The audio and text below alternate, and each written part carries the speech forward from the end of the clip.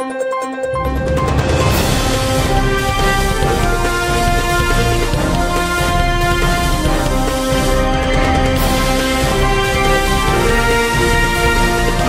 नगरी 24 तास न्यूज, रोखोक बातम्या आणि बरच काही।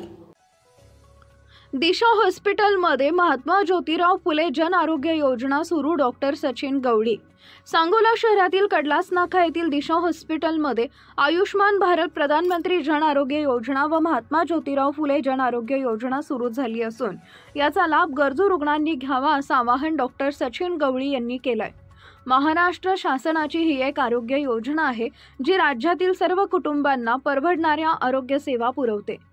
या योजनेत प्रति कुटुंब प्रतिवर्षी 5 लाख आरोग्य संरक्षण तसेच महाराष्ट्र शासनाच्या आयुष्मान भारत योजनेअंतर्गत 5 लाख रुपयांपर्यंतचं संरक्षण मिळते।